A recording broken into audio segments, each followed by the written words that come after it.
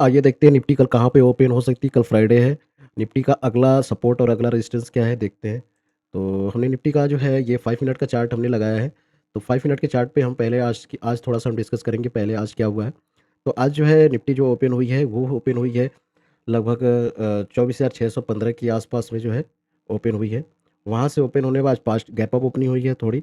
उसके बाद जो है ये अपना कल कल ये जो गैप डाउन था ये यहाँ से लेकर यहाँ तक का। तो देख रहे होंगे इस गैप को फिल कर लिया था ओपनिंग होने के बाद इस गैप को फिल किया। तो यहीं कहीं ओपन हुआ है यहाँ पे। तो ओपन होने के बाद क्या हुआ है कि इसका जो है कि कल की जो क्लोजिंग का और आज की ओपनिंग का एवरेज जो होता है निकालेंगे एवरेज तो यहीं कहीं निकल के आएगा अपने एवरेज तक। गया है यहाँ पर जो है कि क्या है कि सपोर्ट लिया है। सपोर्ट लेने के बाद यहाँ पे क्योंकि यहाँ पे देख रहे होंगे यहाँ पे कल इस ट्रेड इसी लाइन पे एक सपोर्ट लिया था। तो यहीं पे एक सपोर्ट लिया वापस से सपोर्ट लेने के बाद फिर से यहीं कहीं आसपास में जो है फिर से वापस पुल बैक किया। पुल बैक करने के बाद यहाँ पे एक रेजिस्टेंस है। तो देख रहे हैं पूरे दिन इस रेजिस्टेंस को ब्रेक नहीं किया। बार बार जो है कि इसी रेजिस्टेंस पे फॉल आ जा रहा था सेलिंग आ रही थी। फिर जा कर के हाई वॉल्यूम के साथ ये और यही एक चैनल बना करके दिन भर ट्रेड हुआ। इसी चैनल पे पूरे दिन रहा। उसके बाद जा कर के शाम के टाइम जो है हाई वॉल्यूम के साथ जो है कि प्राइस एक्शन बनाते हुए इसको ब्रेक कर दिया है हाई वॉल्यूम के साथ।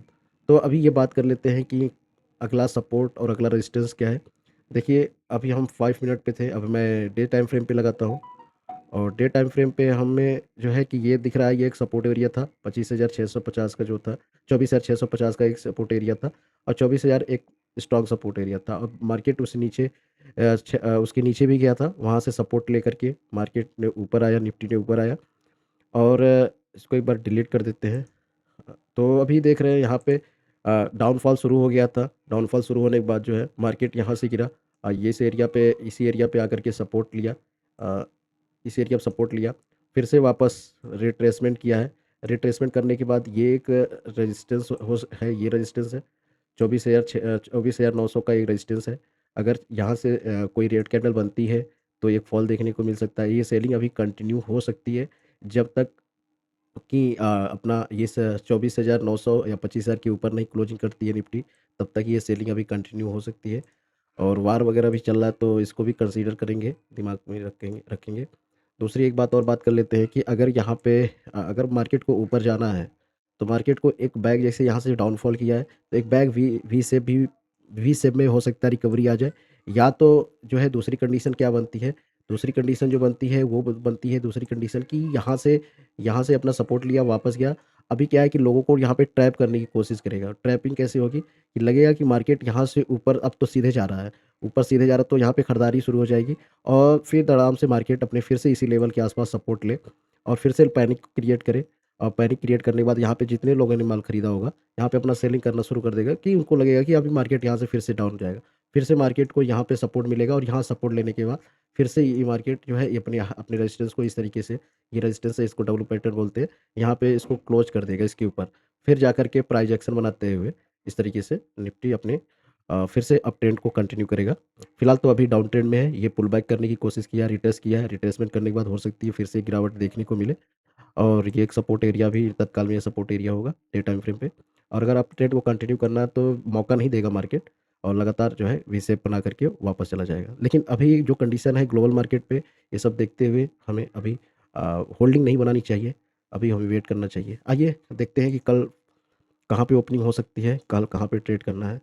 तो एक बार हमने ये जो लिखा है इसको डिलीट कर देते हैं चार्ट अपना लगाते हैं।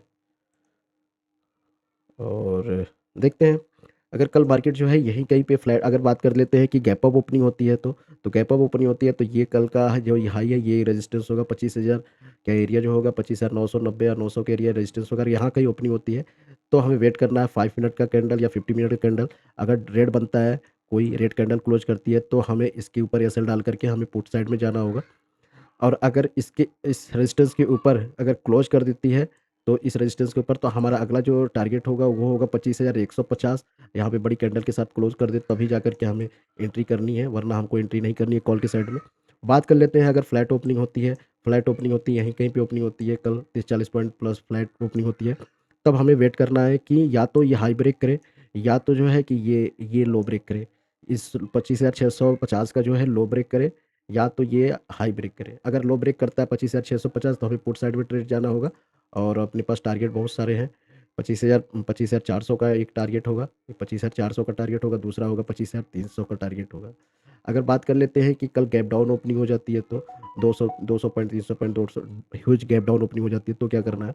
तो बात कर लेते हैं, 24,737 के आसपास क्लोजिंग दिया है, तो अगर 200 पॉइंट भी माइनस होती है तो 25,537 के आसपास ओपनिंग होती है, यहाँ पे यहीं कहीं पे ओपनिंग होती है। तो हमें क्या है कि वहाँ पे सेलिंग देखने को मिलेगा एक बार जब रिट्रेस करे और